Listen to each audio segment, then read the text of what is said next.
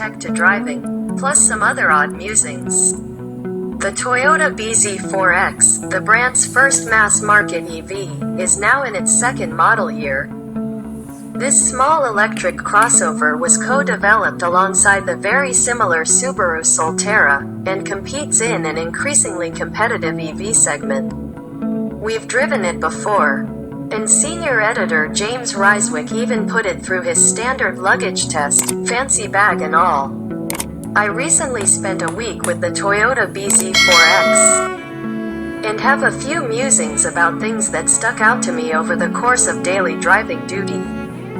Here are 10 thoughts about the Toyota BZ4X. 1.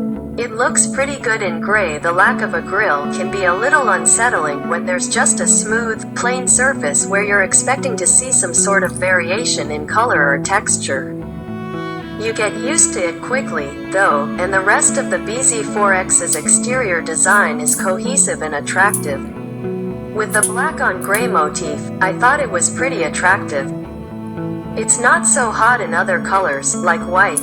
2. The front seats are excellent. The seats left a great first impression while sitting inside the BZ4X. The driver's seat feels like it was perfectly contoured and padded to support my body comfortably, providing solid contact between my whole backside and the upholstery.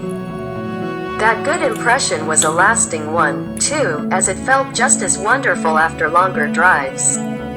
3. Acceleration is totally fine. The dual-motor BZ4X provides 214 horsepower and 248 pound-feet of torque. That doesn't really seem like a lot, but don't worry. Toyota claims a 0 to 60 time of 6.5 seconds for the BZ4X with AWD, but we wouldn't be surprised if that's a conservative estimate. Acceleration feels especially quick at around town speeds, and certainly remains adequate when merging onto the highway. 4.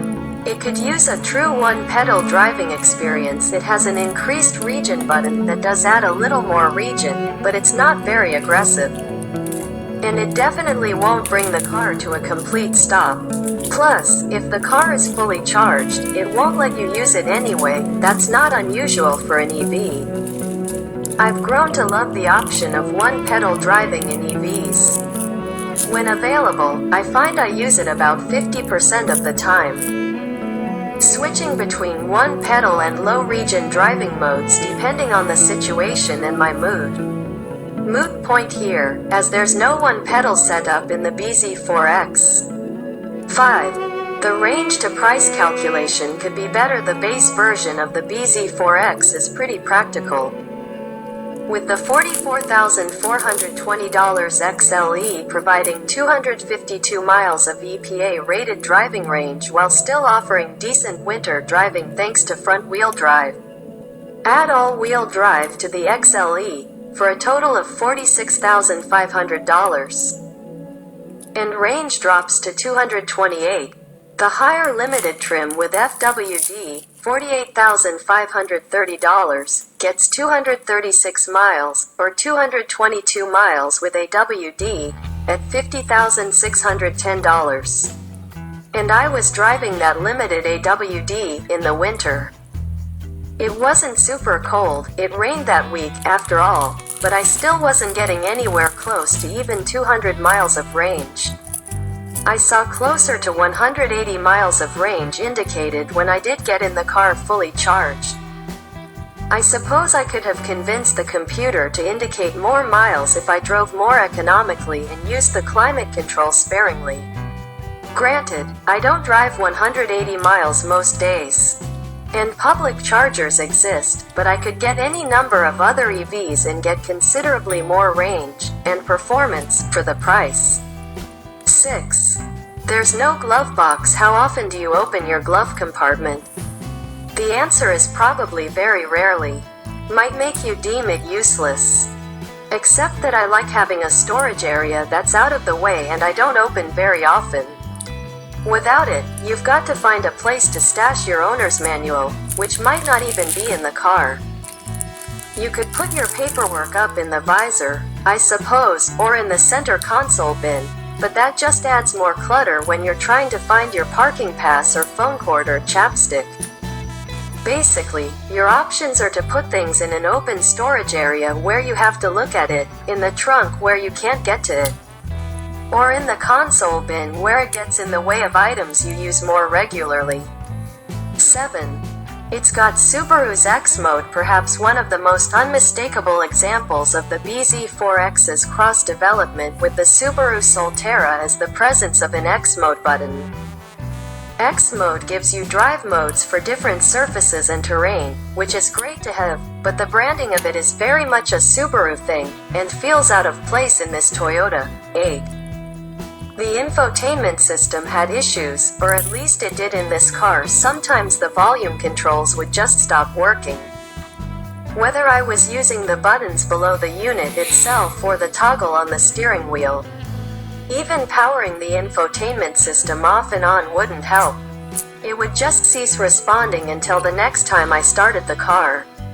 Also, one time, the infotainment system just crashed mid-drive and restarted.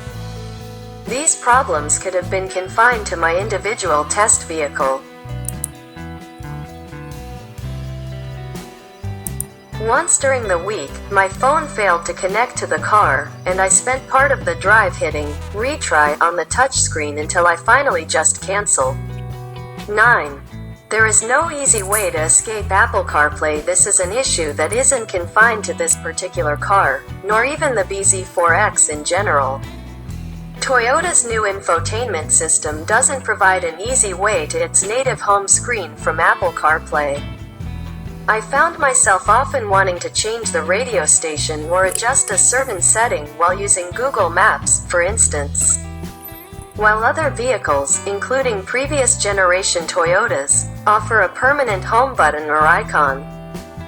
You have to tap within CarPlay to exit whatever app you're using and select the Toyota app to get to its menu screens. 10. I don't miss the rear wiper.